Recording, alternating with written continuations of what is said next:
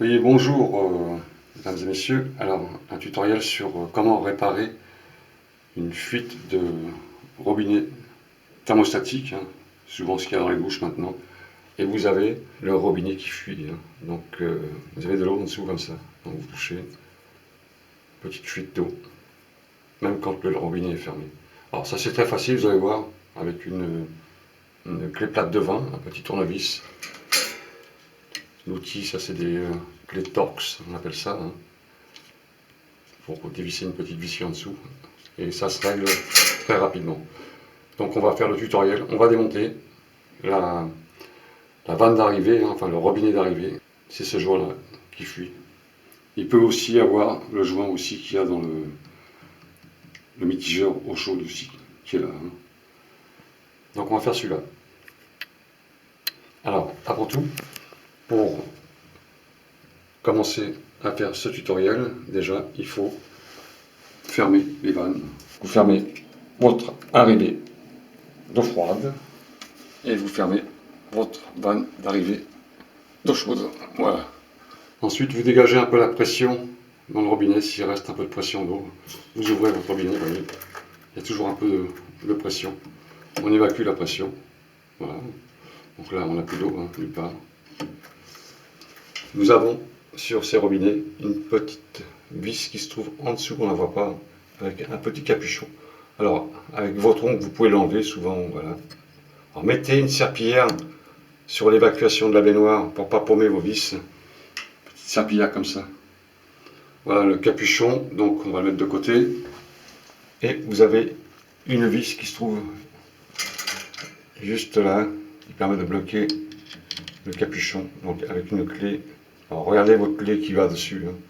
Peut-être que c'est pas la même vis. Vous lui serrez simplement. Voilà, en fait attention de ne pas la perdre. Et vous enlevez votre capuchon comme ça, tout simplement. Maintenant on va dévisser le reste. Alors essayez de vous rappeler comment était votre montage, de façon à avoir votre robinet en face avec la graduation devant. Alors c'est pas tous les mêmes, mais faites des photos pour voir comment il était situé. Ça, c'est le bloquant du robinet, donc on peut l'enlever, voilà. Ensuite, on va dévisser cet écrou, tout simplement, et changer le joint torique. C'est un joint torique. Alors, à l'aide de la clé, alors là, en l'occurrence, c'est une clé de 20, d'accord, cet écrou. Alors, quand vous avez un mitigeur comme ça, qui est scellé sur le carrelage, avec la tuyauterie, là, c'est à l'intérieur, hein, évitez de faire un desserrage comme ça, sans tenir compte de la force qui est exercée sur le carrelage, pour pas tout arracher, sinon votre carrelage il va venir avec, et là, les tuyaux derrière, d'accord. Donc vous tenez bien, hein, vous tenez bien, et vous desserrez ça tranquillement. En général, c'est pas très serré, et si ça n'a pas été démonté depuis des années, il peut qu'il soit bloqué avec le calcaire. Donc vous tenez votre robinet hein, bien en l'air comme ça, et vous desserrez votre vis. Voilà, vous voyez, ça se desserre tout seul. Donc ensuite on récupère le robinet.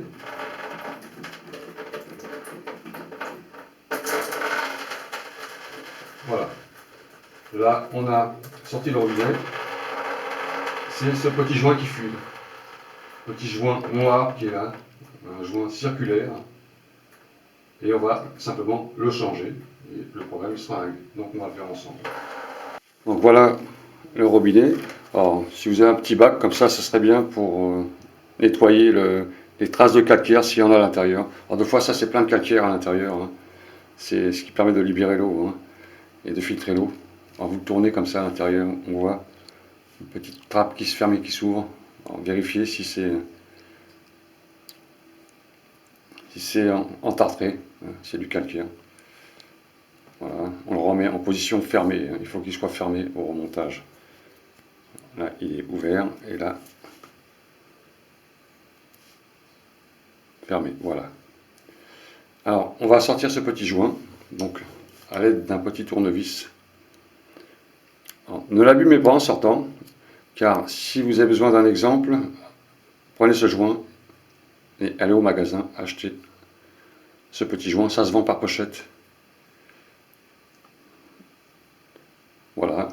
on a le joint. Donc, en premier, ce qu'on fait, on nettoie un peu son robinet avec un peu de vinaigre. Léger. On va le nettoyer avec un peu de vinaigre. Ça, c'est bon pour dissoudre les traces de calcaire. Voilà, bien propre. Si vraiment c'est saturant le calcaire, vous le laissez tremper 2-3 heures, hein, si vous voulez, dans un bac de vinaigre, comme ça, le calcaire sera complètement dissous un peu partout. Alors ça, c'est très bon à faire. Voilà. Alors là, quand on a fait ça, bien sûr, on a enlevé la graisse. Il faudra vous munir de la graisse de plomberie, hein, c'est de la graisse alimentaire, hein, pour l'eau potable. Hein.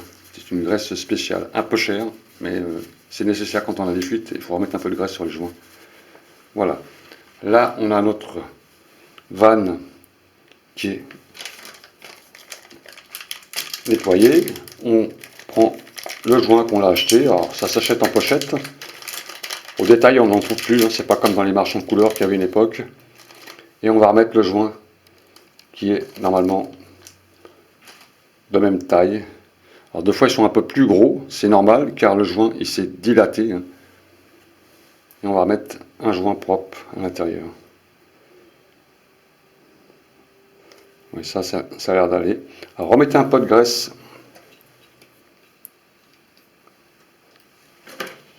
Léger, hein. C'est pas la peine d'en mettre beaucoup. Hein. Sur la partie où se pose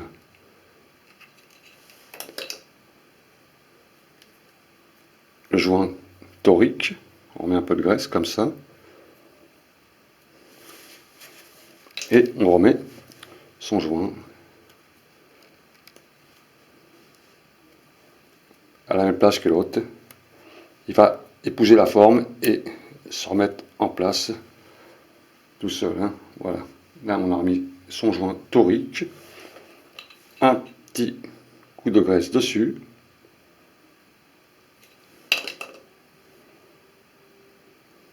Voilà, très léger. Hein. Évitez d'en mettre sur le filtre. Hein.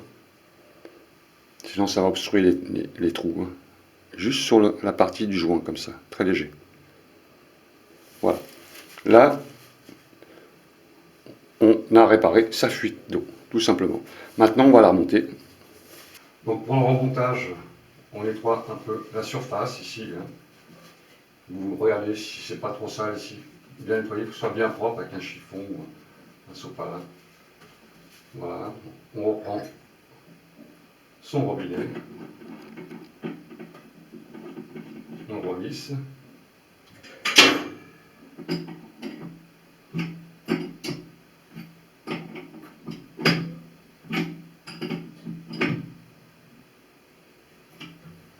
Avec un petit serrage. Voilà. On remet la pièce qu'on a enlevée tout à l'heure, on la remet à sa place. Avec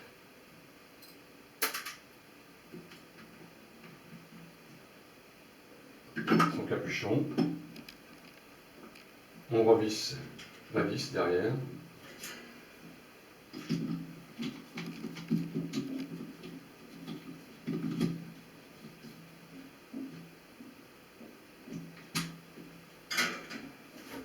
On passe le petit capuchon puis c'est terminé. Voilà, c'est très très simple. Voilà, d'accord. Et là, on a réparé son robinet. Alors, avant d'envoyer l'eau, vous séchez très très bien votre robinet ici, qui n'a pas d'eau en dessous.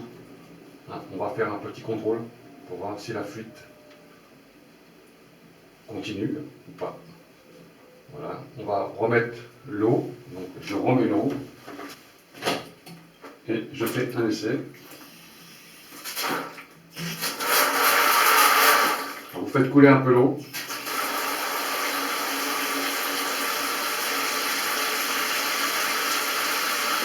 Voilà.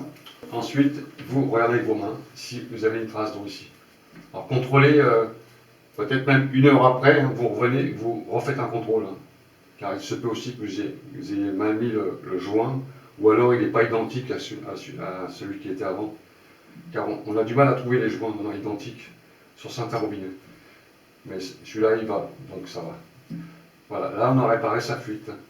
Un petit contrôle, c'est tout, c'est très très simple. Hein.